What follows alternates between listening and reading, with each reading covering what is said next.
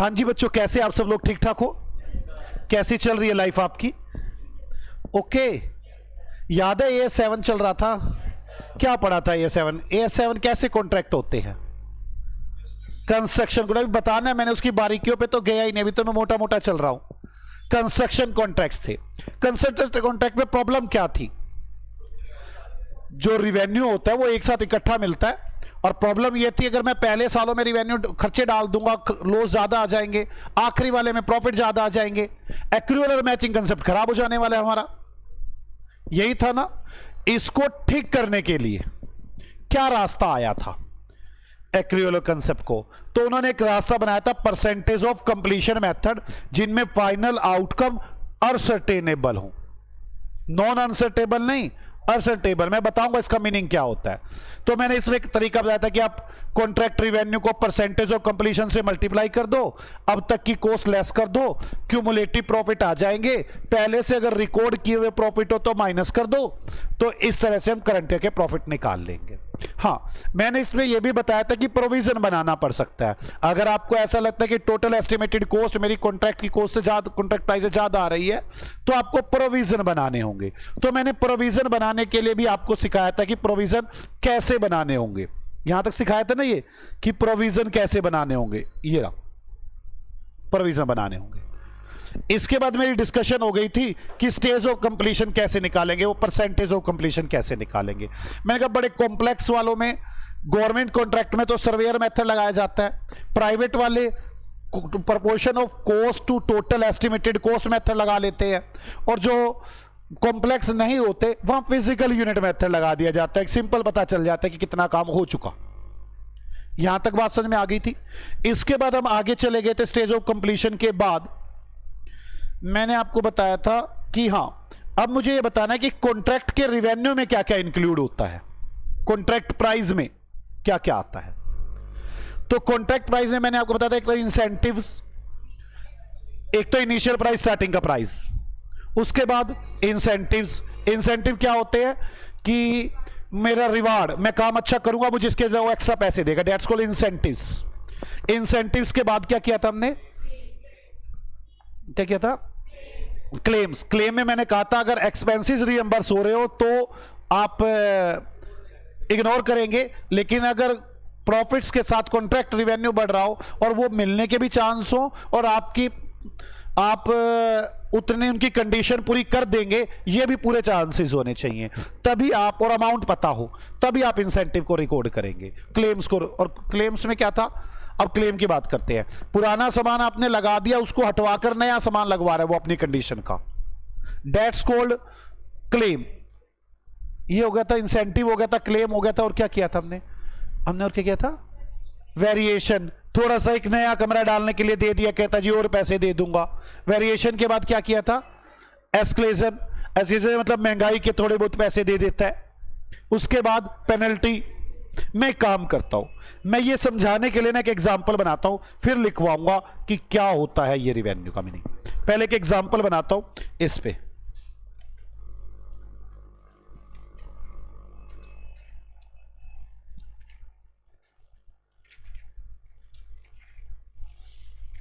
लिखो,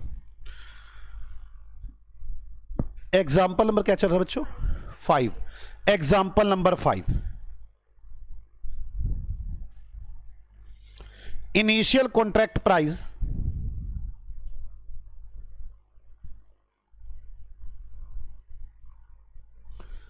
रुपीज 10,000।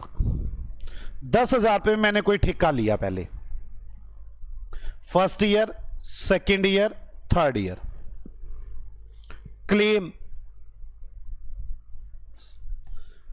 1,500। आपको समझ में आ गई ना? पहले साल 1,000 के क्लेम मिलेंगे, दूसरे साल 500 के क्लेम मिलेंगे। समझ में आ गई ना क्या चीज है ये क्लेम? उन्होंने जो कुछ कहा था चेंज करवा दिया हमसे।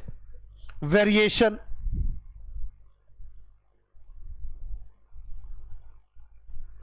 दो सौ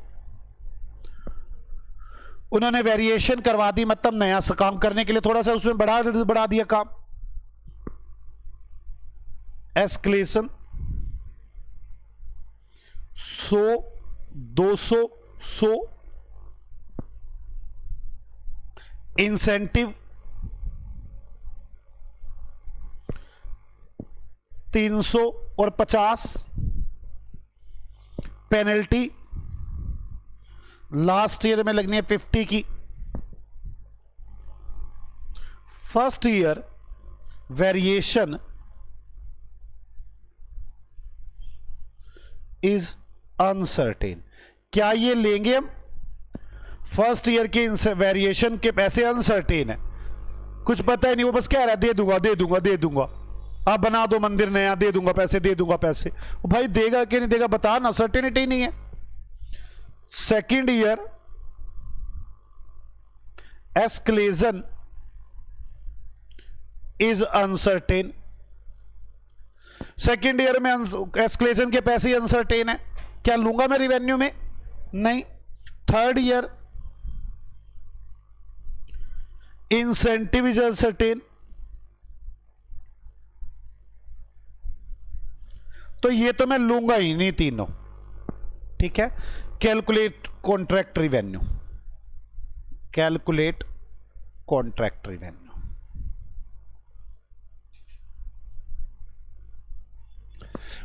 first year solution, first year, second year, third year.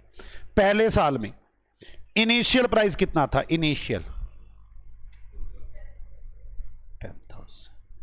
अब पहले साल में क्लेम है 1,000 के, क्या क्लेम के बारे में कुछ लिखा है? क्या क्लेम के बारे में ऐसा लिखा है कि ये एक्सपेंसेस रियम्बर्स है? नहीं। क्लेम के बारे में ऐसा लिखा है कि ये अनसर्टेन है? अमाउंट का पता नहीं है क्या? पता है। अगर पता है तो पहले साल मुझे क्लेम भी मिलेगा। कितने रुपए का? 1,000 का। वेरिएशन, क्या वेरिएशन के बारे में कुछ लिखा है? यस, वेरिएशन अनसर्टेन है, वेरिएशन नहीं लेंगे, वेरिएशंस नील, नहीं लेंगे। वेरिएशन के बाद एस्केलेशन के बारे में, पहले साल के एस्केलेशन के बारे में कुछ लिखा है? पहले साल के एस्केलेशन के बारे में कुछ लिखा है? नहीं, तो मतलब सर्टेन होगा, अमाउंट पता ही है। कितने रुपए है? 100। अब इंसेंटिव, पहले साल के इंसेंटिव हैं ना, कोई पेनल्टी है? नहीं, तो पहले साल प्राइस कितना आ गया? 11,100। जब मैं वो था ना contract revenue into percentage of completion करूंगा तो 11,100 रुपए लूंगा। आपको मेरी बात समझ में आ रही है? मैं 10,000 नहीं लेने वाला। आपको समझ में आ रही है ना? मैं सिखा क्या रहा हूं आपको, मैं कॉन्ट्रैक्ट रिवेन्यू निकालना सिखा रहा हूं। पहले तो मैंने क्वेश्चनों में सीधा सीधा आपको बता दिया कि भाई साहब 10,000 का रिवेन्यू है, आपने फटाफट परसेंटेज ऑफ कंप्लीशन से मल्टीप्लाई किया और चल दिए। अब तो मैं ये कॉन्ट्रैक्ट रिवेन्यू निकालना सिखा रहा हूं आपको। मेरी बात समझ में आ गई? अब दूसरे साल कैसे करेंगे? 11,100 तो इनिशियल प्राइस हो ही चुका है। अब दूसरे साल और क्या है? क्लेम 500 रुपए के, कुछ है क्या क्लेम के बारे में? ना, तो सर्टेन है 500 रुपए मिलेंगे। दूसरे साल वेरिएशन है ही नहीं। दूसरे साल एस्केलेशन 200 की लिखा हुआ है, अनसर्टेन है, मैं लूंगा ही नहीं। दूसरे साल इंसेंटिव, वो इंसेंटिव 300 के, कुछ लिखा है क्या इंसेंटिव के बारे में? नहीं, तो मैं ले लूंगा। पेनल्टी है? नहीं, तो दूसरे साल जो मैं कॉन्ट्रैक्ट रिवेन्यू लूंगा 11,500 और 800, 1100 और 800, 11,900। अब 11,900। अब तीसरे साल देखते क्या है।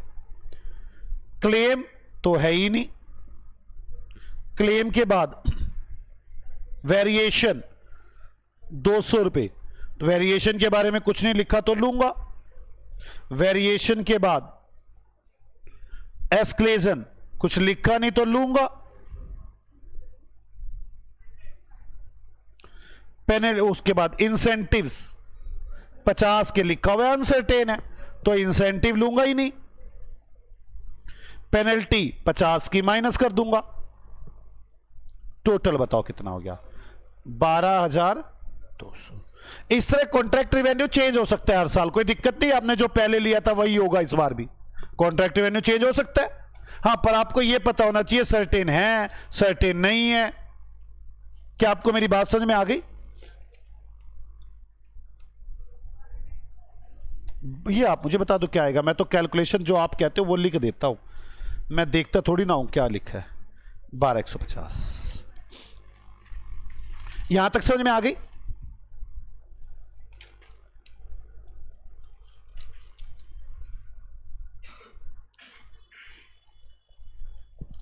चलो मैं एक और एग्जांपल देता हूं। इंसेंटिव कब लेने हैं? जब पूरा भरोसा हो कि मैं उसकी कंडीशन पूरी कर दूंगा। अगर आपको भरोसा नहीं है कि मैं उसकी कंडीशन पूरी नहीं करूंगा तो इंसेंटिव नहीं लेने। एक बार क्या हुआ मैं बताता हूं आपको। नीरज एंड मुस्कान लिमिटेड को एक कॉन्ट्रैक्ट मिला, ये ब्लू पेन वाला लिखना नहीं है, मैंने इसलिए ब्लू को सही कर दिया है कि ब्लू पेन वाला नहीं लिखना। नीरज एंड मुस्कान लिमिटेड को एक कॉन्ट्रैक्ट मिला, और कॉन्ट्रैक्ट क्या मिला? नीरज एंड मुस्कान लिमिटेड को एक कॉन्ट्रैक्ट मिला, और कॉन्ट्रैक्ट क्या मिला वो ध्यान से समझे। उसको ना एक स्टोर बनाने का ठेका मिला कि एक स्टोर बना दो।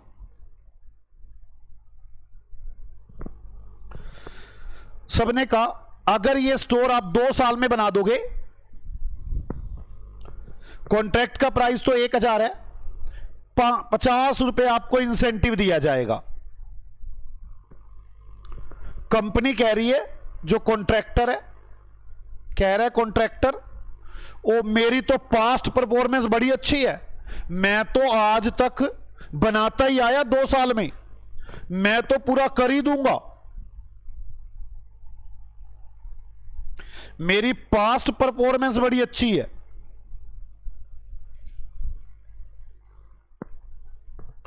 तो कॉन्ट्रैक्टर कहता है इसीलिए मेरा रिवेन्यू 1,000 तो इनिशियल है, 50 इंसेंटिव, 1,050 लो।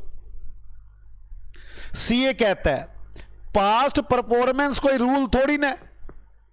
सीए कहता है आप आज की कंडीशन देखो, आज की कंडीशन के हिसाब से आप 2 साल में पूरा कर पाओगे या नहीं कर पाओगे। जैसे मैं बताता हूं, अगर मैं बताऊं कि हम पास्ट में ये इतने ज्यादा डेप्थ में नहीं कराते थे, बड़े कम टाइम में करवा देते और 5-6 दिन की क्लासों में सब एएस निपट जाते थे। अब मुझे ऐसा लगता है कम से कम 30 क्लास लग जाएंगे एएसओ पर ही।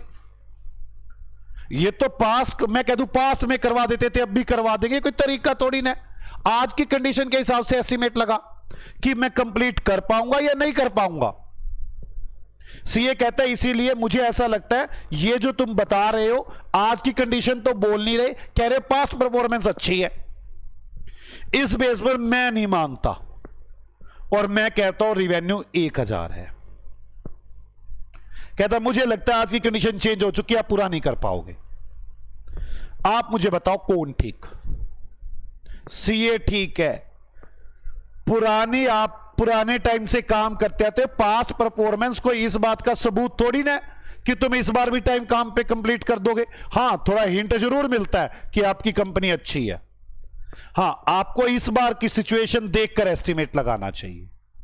ये केस ऐसा हुआ था, अगर खाली केस ही होता ना पास्ट परफॉर्मेंस, फिर मुझे लगता है कि ठीक है सबूत है ये, लेकिन वहां पर सीए कह रहा था कंडीशन चेंज हो चुकी है, आप देख नहीं रहे, तो कंपनी आगे से कुछ बोली नहीं, तब सीए की बात मानी गई। वैसे तो मुझे ऐसा लगता है कि अगर किसी पास्ट परफॉर्मेंस दिखा दी जाए तो सबूत हो ही जाता है कि पूरी कर ही देगा ही। लेकिन उस केस के अंदर कंडीशन वाली बात भी आ गई थी कि कंडीशन चेंज हो रही है, इसीलिए उस केस में डिसाइडेड हुआ कि सीए ठीक है। अब जब एक बार कोई केस में डिसाइडेड हो जाए तो हमें वो रट के रखना पड़ता है। हमारे पास भी क्वेश्चन आएगा कि पास्ट परफॉर्मेंस दी हुई है तो क्या मैं इंसेंटिव को रिकॉर्ड कर लूं, तो मैं कहूंगा नहीं, पास्ट परफॉर्मेंस कोई प्रूफ नहीं है कि आप टाइम पर काम कंप्लीट करेंगे, करंट सिचुएशन बताएं। ओके, मैं इस एग्जांपल को लिखवाना चाहता हूं।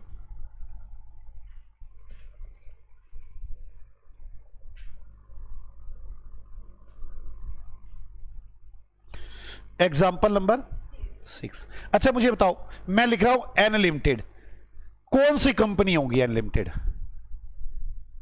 लिस्टेड होगी अनलिस्टेड होगी? ये अनलिस्टेड होगी। क्यों? एएस लगी उसी पे रहा है। एएस लग किस पे रहा है? अनलिस्टेड पर। अनलिस्टेड होगी। दूसरी बात, इसकी नेटवर्थ कितनी होगी? 250 करोड़ से कम। अगर उससे ज्यादा होती तो वो भी इंडियस लगाएगी, वो इनको फॉलो ही नहीं करने वाली। मैं लिख दूं क्या यहां पर? Neeraj limited unlisted company. इसमें जो चेंज होगा ना, बस इतना सा ही चेंज आएगा आने वाले टाइम में। अनलिस्टेड कंपनी 100 करोड़ वाली आ जाएगी, या हटा ही देंगे अनलिस्टेड कंपनी को, फिर कंपनियां आएंगी नहीं, इसमें कॉर्पोरेट एसएससी आएंगे। आने वाले साल 2 साल में तो यही चेंज आएगा, 2 साल तक तो, और कोई 2-3 साल तक और कोई चेंज नहीं आने वाला। अनलिस्टेड कंपनी, अब अपने आप समझ लेना कि इसकी नेटवर्थ 250 करोड़ से कम है। जब आने अमेंडमेंट आएंगी मैं बता ही दूंगा कि आ गई है।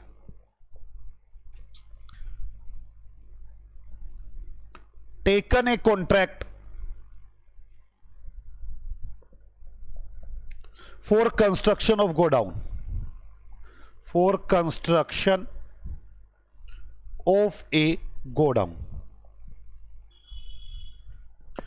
नीरज लिमिटेड एक अनलिस्टेड कंपनी है, उन्होंने एक गोडाउन को बनाने का ठेका लिया। Initial price 100 crore.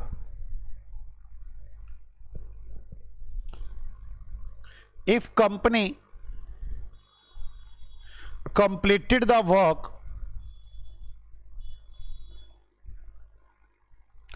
within 2 years, then get ₹5 crore incentive.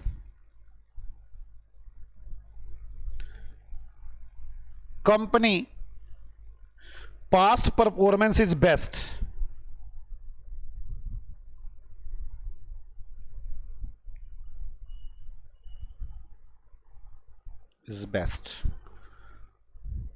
so that company want to record incentive as contract revenue.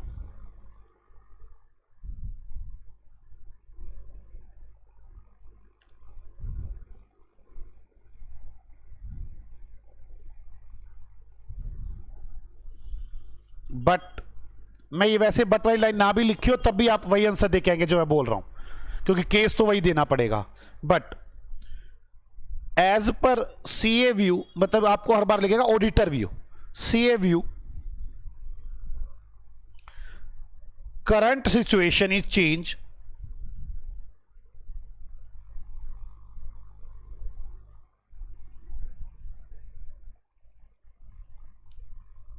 so that no requirement to record incentives। वो कह रहे जी कोई रिक्वायरमेंट नहीं है। Who is right? Solution,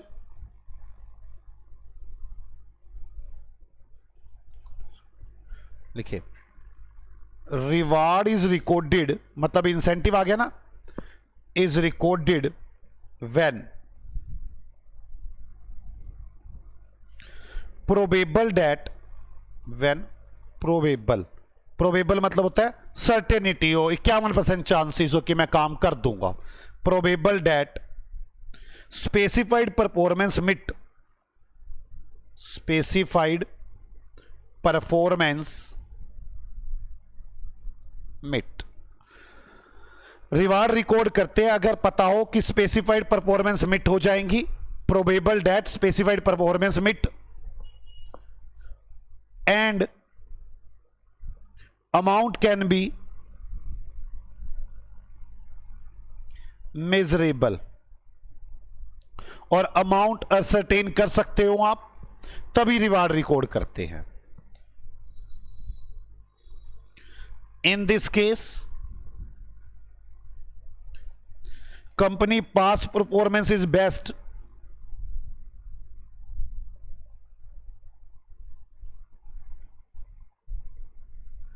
is best. Not a proof that specified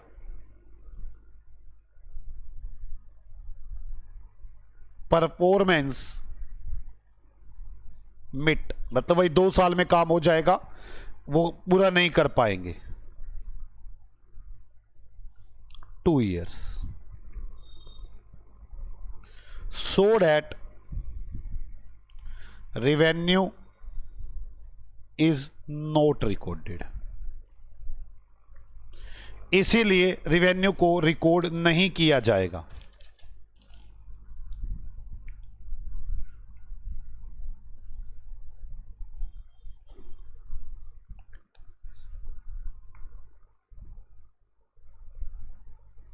अच्छा, ये वाली बात समझ में आ गई आपको?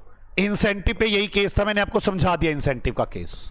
अब मैं आपको सिखाना चाहता हूं क्लेम का एक बार केस। क्लेम का केस मैंने सिखाया तो है, वैसे आपको फिर ही बताता हूं। नीरज ने एक ठेका लिया, एक बिल्डिंग के अंदर पत्थर लगाना है, सिंपल पत्थर लगाना है, सिंपल पत्थर, सिंपल मार्बल, ठीक है। और यह ठेका ले लिया नीरज ने 1 लाख रुपए का। बाद में मुस्कान को समझ में आया जो किचन के अंदर सिंपल मार्बल लगा हुआ है ये नहीं लगाना था, मुझे तो इसकी जगह पे इटालियन मार्बल लगवाना था। मुस्कान ने नीरज को कहा ये जो भी सिंपल मार्बल है इसको उखाड़ो और इसकी जगह पर इटालियन मार्बल लगा दो। नीरज ने कहा मेरा खर्चा होगा, मैंने तो जो काम करना था वो कर चुका हूं, मैं नहीं करने वाला। मुस्कान बोली तेरा क्या खर्चा होगा? नीरज कहने लगा 20,000 रुपए खर्चा होने वाला है। मुस्कान कहने लगी मैं ये खर्चा रीएम्बर्स कर दूंगी, ये खर्चा मैं तो ये 20,000 रुपए दे दूंगी, ठीक है। तो क्या ये कॉन्ट्रैक्ट के रिवेन्यू में आना चाहिए? Answer no. अगर आप खर्चे को रीएम्बर्स कर रहे हो फिर थोड़ी ना मेरा रिवेन्यू बन गया वो। आप ऐसे कहते तो इस पत्थर को उखाड़ मैं 35,000 रुपए दूंगी और उसके बाद मेरा खर्चा 20 आ रहा होता, तब ये कॉन्ट्रैक्ट रिवेन्यू वाली बात आती। अब मैंने पत्थर उकड़वाना है, नया पत्थर लगवाना है, मुझे कुछ बचना थोड़ी ना, वही 20,000 मिलने हैं, वही 20,000 आप से लेके दे देने। मैं तो शर्म में काम कर रहा हूं। मेरी बात समझ आई? अगर क्लेम के केस में एक्सपेंसेस रीएम्बर्स होते हैं तब ये रिवेन्यू का पार्ट नहीं बनते। मेरी बात समझ में आ गई? आपको इंसेंटिव और क्लेम दोनों पे एक केस था, समझ में आ गया दोनों केस? आ जाओ इसको लिखते हैं।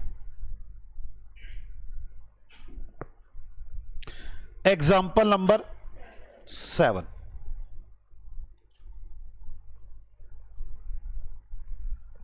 लिखो। N&M Limited took a contract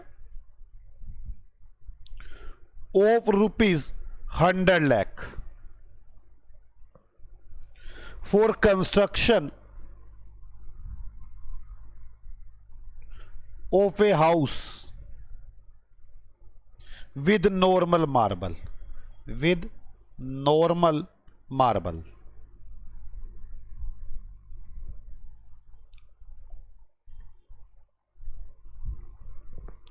ठीक है। आफ्टर सम टाइम कुछ टाइम के बाद